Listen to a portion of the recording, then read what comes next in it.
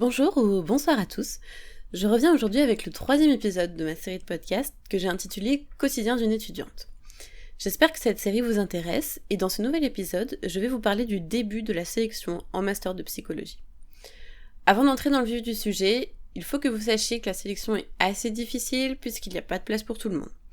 À Lyon 2 l'année dernière, il y a eu des blocus et on a passé nos partiels en ligne.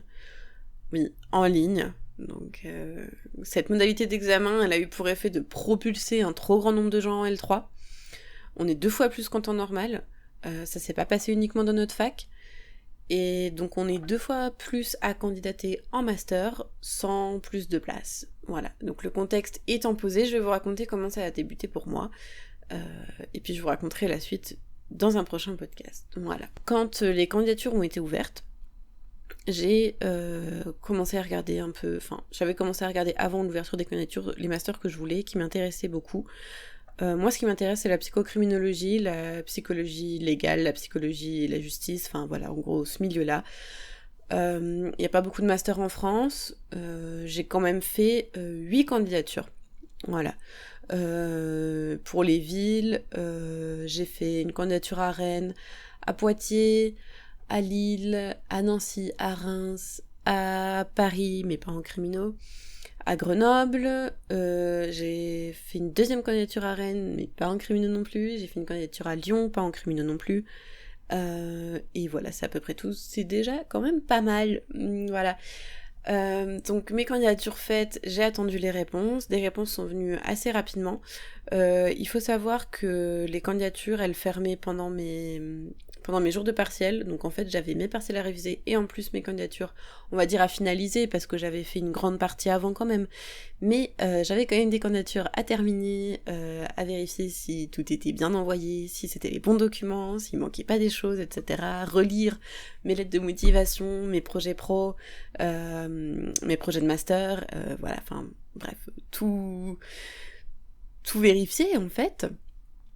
Et donc 2 semaines après, parce que ça prend quand même un petit peu de temps, voilà, en tout cas au début, 2 semaines après, j'ai reçu des réponses et j'ai reçu 4 refus le même jour. Voilà, donc je sais pas si vous vous rendez compte, mais à chaque fois que je recevais un mail, c'était un refus pour un nouveau master. C'était des masters que je voulais vraiment, forcément, puisque j'y ai candidaté. Donc c'était très compliqué à encaisser pour moi. Voilà. Ça a été, je pense, une des pires journées de ma vie, on va dire. Bon, même si on relativise après, c'est vrai, mais sur le coup, ça fait vraiment mal à l'ego. On se questionne beaucoup sur notre avenir. Est-ce qu'on a fait les bons choix? Est-ce qu'on veut vraiment faire ça? Est-ce que si on est refusé partout, on va quand même se battre pour faire ça? Et c'est vrai que ça nous donne plus de motivation ensuite pour modifier notre dossier, pour les prochaines candidatures qu'on va faire, parce que, si vous voulez, moi j'ai reçu des réponses avant que les candidatures pour certains masters ouvrent, donc en fait, ça se passe en juin, souvent, mais par exemple, des candidatures fermées mi-mai, on avait une réponse début juin, et d'autres ouvraient début juin. Donc en fait, voilà, j'avais eu des refus, mais j'avais des candidatures qui n'étaient pas encore faites. Donc je me suis dit, il va falloir que je modifie mon dossier, et en fait que je le modifie pour coller vraiment au master, quitte à mentir en fait. C'est dommage, mais moi, je veux vraiment travailler là-dedans. Si je donne mes vraies motivations, on va dire, ça passe pas visiblement. Donc en fait, je me suis dit, écoute, calque la plaquette du master, essaie de coller au plus, de voir les débouchés, de dire que tu veux travailler là-dedans, dans ces débouchés-là, en fait, même si c'est pas forcément vrai, même si ça t'intéresse, mais pas tant que ça, si c'est pas ton vrai projet professionnel, voilà, fais en sorte que ça colle avec le master. Voilà. Durant ma 3e année de licence, on a eu une matière qui s'appelle projet personnel professionnel. C'est une matière qui m'a pas vraiment servi, qui m'a plutôt desservi, puisque j'ai eu 10 de moyenne, avec un coefficient 3, donc voilà, on adore, c'est sympathique. Et j'ai eu comme raison, à mon 10 sur 3, que mon projet professionnel n'est pas un vrai projet professionnel.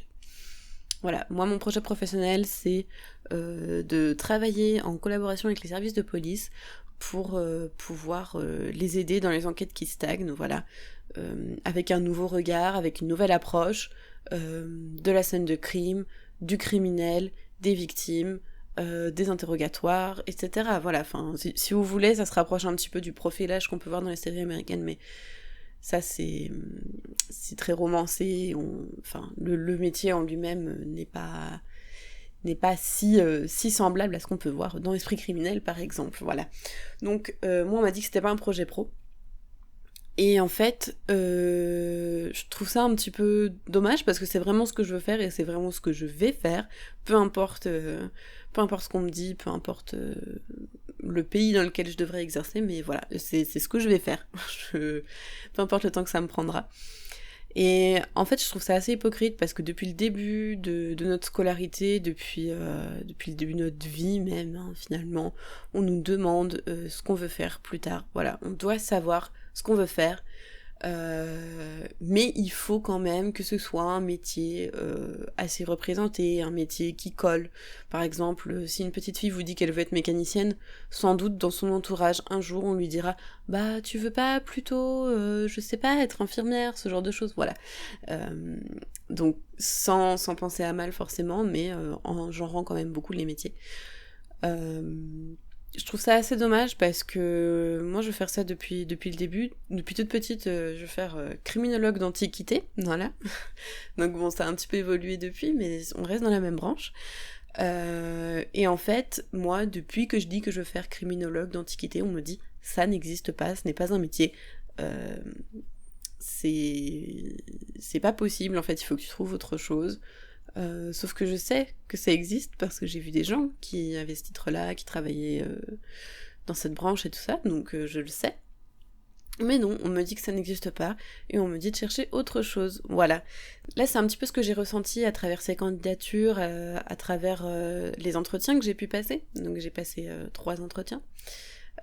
Ça aussi, je vous en parlerai plus tard, mais c'est un peu ce que j'ai ressenti, le fait que mon projet professionnel n'est pas adapté, n'est pas un vrai projet professionnel, que je ne peux pas vraiment travailler dans ce qui me passionne parce que ça n'existe pas. Sauf que ça existe. Voilà. Donc pour fermer un petit peu la parenthèse sur ce projet professionnel qui pose problème aux autres finalement, on va dire, et qui commence à me poser problème à moi-même parce que ça me freine un petit peu, mais c'est pas grave. Je vais vous parler de la sélection en elle-même en fait, parce que par exemple j'ai reçu 4 refus le même jour sans avoir même été convoquée à des entretiens. Donc comment ça se fait en fait, ils sélectionnent sur dossier, ils sélectionnent les dossiers qu'ils veulent voir passer en entretien, et ensuite ils sélectionnent sur les entretiens. Voilà, donc en gros, c'est des refus sur refus sur refus, voilà. Donc ils sélectionnent les dossiers, mais alors la sélection, franchement, elle est un petit peu obscure, hein, on va dire, parce que on nous dit qu'on regarde pas beaucoup les notes, qu'on regarde le parcours, qu'on regarde surtout si on a les capacités pour être dans le master dans lequel on candidate. Mais en vrai, c'est pas toutes les facs. Certaines facs sélectionnent sur les notes, clairement. Et donc, vous avez des refus qui ressemblent avec des motifs du style résultat insuffisant par rapport aux autres candidats. Voilà, donc ça veut rien dire, clairement. Ok, d'accord, on est refusé sur nos notes, mais on sait très bien qu'il y a d'autres candidats qui sont pris avec des notes en dessous des nôtres, donc c'est pas des vrais motifs de refus. Enfin, en tout cas, c'est pas le motif de refus, c'est sans doute que votre dossier a pas plu, voilà, et au lieu de vous donner quelque chose de constructif, ils vous donnent ça, parce que clairement sur les notes, vous pouvez rien faire, parce qu'une fois que vous avez validé votre licence, vous pouvez pas la refaire, donc les notes, vous pourrez jamais les améliorer. Voilà, ça c'est vraiment, c'est une chose... Je trouve que c'est assez dommage en fait qu'on nous dise pas c'est votre parcours, ou alors c'est vous manquez de stage, vous manquez d'approfondissement dans votre projet de recherche, voilà, enfin c'est pas constructif en fait de nous dire c'est vos notes et c'est tout, parce que l'année prochaine on aura toujours les mêmes notes et si on recandidate on pourra pas les changer, voilà. Ensuite, il y a des facs qui vont vous donner des motifs comme projet professionnel, pas en accord avec les débouchés du master. À partir du moment où vous voulez être psychologue et que le master forme au master de psychologue, En soi, normalement, le projet professionnel fit un peu. Si vous voulez travailler dans la crimino et que vous donnez un projet pro en rapport avec la crimino, normalement c'est bon. Voilà. Mais comme je vous le disais juste avant, mon projet professionnel depuis le début ne passe pas auprès de la société, on va dire, hein, auprès des enseignants, donc ça m'étonne pas que ça ne passe pas plus en master, hein, voilà. Vous avez aussi votre projet de recherche, alors ça c'est quelque chose, moi, qu'on m'avait pas dit du tout, mais en fait, pour candidater à un master, on vous demande un projet de recherche. Donc, pas tous les masters, évidemment, mais ils aiment bien savoir que vous avez commencé à travailler là-dessus, que vous savez déjà un peu dans quoi vous allez vouloir vous lancer pour votre maîtrise, en fait. Donc ils aiment bien voir que vous avez un petit plan, un peu, on va dire, voilà. Donc ça c'est quelque chose, une fois que vous arrivez devant la candidature et qu'il faut faire ça rapidement, parce qu'on vous en a pas parlé avant, et que vous y avez pas réfléchi, c'est assez compliqué, parce que on sait pas quoi faire. Donc moi ce que je vous conseille de faire à ce sujet-là, c'est de regarder ce que les profs font sur les sites des laboratoires. Vous avez normalement les profs et ce sur quoi ils ont travaillé. À ce moment-là, vous pouvez voir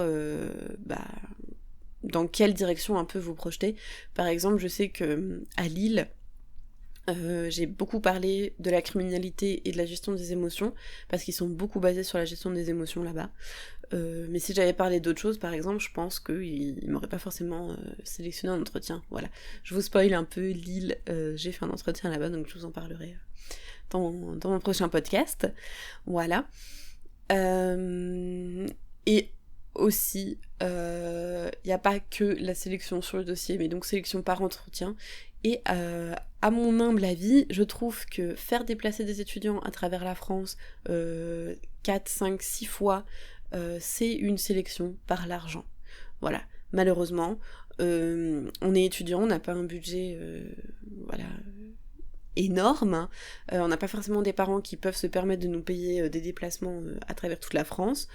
Si c'est le cas, franchement tant mieux, mais ça sera eux qui seront qui auront le plus de chances d'être sélectionnés finalement, puisqu'ils seront allés aux entretiens, et si on ne va pas aux entretiens, on est refusé. Voilà. Sauf cas exceptionnel évidemment, mais moi je connais pas de gens qui ont été sélectionnés sans entretien là où il y avait des entretiens. Voilà. Donc pour moi c'est une sélection par l'argent là-dessus, et c'est dommage.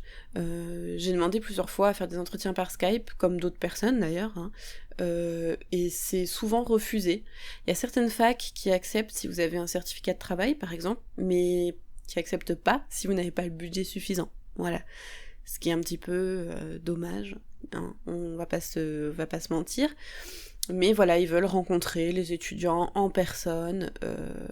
Quand un entretien par Skype, vous pouvez voir quand même la personne, comment elle s'exprime, comment elle se comporte, comment elle se... Voilà, comment elle est, quoi, physiquement. Ça, c'est visible par Skype, hein. Voilà. Mais donc, c'était pas possible pour beaucoup de facs, donc à mon avis, c'est ceux qui ont l'argent de se payer les déplacements qui ont le plus de chances d'avoir un master. Et clairement, c'est pas normal, sachant que pour les étudiants boursiers, donc dont les parents n'ont pas forcément les moyens, il y a plus de bourse l'été. Sauf cas exceptionnel avec des conditions que vous pouvez retrouver sur messervicesétudiants.gouv.fr. Mais en fait, il n'y a pas de bourse l'été pour les étudiants. Donc soit ils travaillent et ils peuvent pas se rendre à leurs entretiens, hein, voilà. Soit ils ne travaillent pas et ils peuvent pas non plus se rendre à leurs entretiens puisqu'ils ont pas d'argent et qu'il faut qu'ils continuent à payer leur loyer, toutes leurs charges, etc. Donc je trouve ça assez dommage en fait qu'on sélectionne aussi là-dessus, non seulement sur le dossier, sur les capacités, mais aussi très clairement sur les moyens. Pour moi ça dénote pas d'une motivation de pouvoir se déplacer en fait, ça dénote juste du budget que l'étudiant a, et franchement ça devrait pas rentrer en compte dans la sélection, clairement. Voilà. Moi, on me dit, si tu viens pas, c'est que t'es pas motivé. Non, clairement, tu verrais l'état de mes comptes bancaires, je pense que tu saurais que ce n'est pas ma motivation qui manque, voilà. Mais je voulais vous parler de ça parce que je trouve ça important quand même, de vous parler de la sélection, comment ça se passe, et de l'injustice, clairement, qu'il y a. Je sais pas si vous avez vu récemment, il y a la fac de droit d'Épinal, qui très clairement met sur son site qu'il sélectionne les gens sur leur physique, et que c'est comme ça dans la vraie vie, donc si on n'est pas content, en gros, on n'a qu'à fermer notre gueule. Non, c'est pas normal. C'est pas parce que dans la vraie vie, et déjà quand on est en études, on est dans la vraie vie, hein, c'est pas parce que on étudie qu'on n'a pas conscience de notre société. Mais c'est pas parce que dans la société il y a des discriminations que c'est normal qu'il y en ait aussi à la fac et qu'il y en ait partout ailleurs. En fait, non, c'est pas normal les discriminations. Que ce soit dans la société, que ce soit à la fac, que ce soit n'importe où, ce n'est pas normal. Voilà. Mais c'est sorti il y a pas longtemps, donc peut-être que vous avez vu passer ça. Voilà pour la sélection. C'est un moment très compliqué, alors très stressant, très angoissant, on ne sait pas où on va être l'année prochaine, donc on ne peut pas se projeter. On peut pas se dire que, je sais pas, chercher un boulot étudiant, chercher un appart, organiser un déménagement, parce que si vous partez à l'autre bout de la France, il va falloir déménager, clairement. Donc on peut pas faire tout ça, on peut pas organiser sa vie d'étudiant.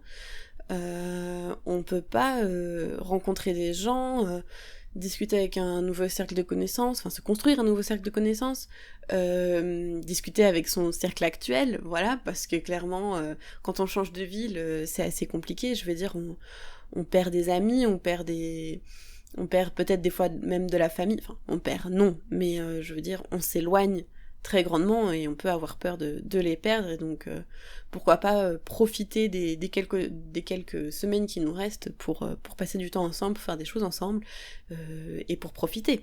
Mais ça c'est pas possible parce qu'on ne sait pas où on va être l'année prochaine et qu'on stresse trop pour profiter. Donc ça c'est quelque chose d'assez compliqué, c'est quelque chose qui m'a beaucoup dérangée. De pas pouvoir faire de plan pour l'année prochaine. Je me disais, bon, si j'ai pas de master, il faut quand même que je fasse quelque chose. Et c'est là qu'on commence à essayer de regarder les services civiques, les DU, qui coûtent cher, évidemment, des jobs étudiants, des jobs tout court, voilà, pour bosser, pour mettre de côté, peut-être, pour vivre tout simplement, déjà, parce qu'on sera plus étudiant, donc on n'aura plus de bourse, si on a des bourses. Est-ce qu'on rend notre appart? Est-ce qu'on cherche un nouvel appart? Est-ce qu'on revient chez nos parents? C'est beaucoup de questionnements qui n'ont pas de réponse et qui ne pourront pas avoir de réponse avant qu'on ait une réponse pour un master ou qu'on ait que des refus, etc. Et encore, quand on a que des refus, on peut faire une saisine, on peut saisir le rectorat. Donc en fait, notre bataille pour avoir un master, entre guillemets, elle est pas terminée avant septembre-octobre, en fait, et c'est juste un enfer, quoi. Donc voilà, pour moi, cette situation, elle était très compliquée. Heureusement, elle est terminée à l'heure où je vous parle, et je pense que j'aurais pas pu vous en parler avant, parce que j'avais préparé ce podcast, mais vous en parler avant, ça aurait été trop compliqué pour moi, parce que j'étais encore en plein dedans. Je suis passée par des phases où j'avais espoir, des phases où j'avais plus du tout d'espoir. Voilà, très très compliqué de voir les autres qui ont des masters, de voir d'autres qui n'ont pas de master, et nous d'être encore en attente de réponse. Enfin, franchement, c'est juste vraiment éprouvant. On a la motivation de rien faire, surtout par des chaleurs pareilles, clairement, je vous le dis. Voilà. Encore là ça va, mais la canicule va revenir, et encore quand je posterai ce podcast, elle sera derrière nous, enfin j'espère. Donc voilà, c'est compliqué en fait, cette période, on travaille pas parce qu'on se dit qu'on va aller à des entretiens et qu'on peut pas dire à notre patron, là je prends 2 jours, là j'en prends 3, là j'en prends 1, non. Enfin, c'est pas possible. Et en même temps, il faudrait qu'on travaille pour pouvoir financer tout ça, pour pouvoir financer notre logement, notre nourriture, enfin bref, notre vie quotidienne en fait, hein, clairement. Mais c'est très compliqué. Donc moi, niveau du travail, en fait, j'ai décidé de rester dans ma boîte d'intérim et de pas chercher un travail à plein temps pour la période de juin-juillet, limite août, mais voilà. Je vous le dis tout de suite, je pense que c'est pas la bonne solution. Je pense qu'il vaut mieux trouver un employeur qui va accepter que vous soyez parti quelques jours. De toute façon, vous aurez sans doute des refus, vous aurez pas que des entretiens. Donc vous aurez jamais, je sais pas, même si vous avez postulé à 16 masters, 16 entretiens. Non, ça vraiment pas du tout. Donc voilà, essayez quand même de postuler, dites que vous aurez des entretiens. Si ça passe pas, ça passe pas. Si ça passe, bah tant mieux. Et je connais des amis j'ai des amis qui pour qui ça a marché en fait et qui ont trouvé un job et qui ont pu aller à leurs entretiens en ayant discuté avant avec le patron ou la patronne. Donc voilà, c'est quelque chose qui peut se faire et je pense que c'est mieux de faire comme ça vous évitera beaucoup d'ennuis. Et surtout, là, par exemple, je suis dans ma boîte d'intérim, mais ils ont rien pour moi. Donc voilà, je ne peux pas travailler, je ne travaille pas. Donc à la place, je vous fais des podcasts, je vous fais des articles sur mon blog. D'ailleurs, n'hésitez pas à aller les lire.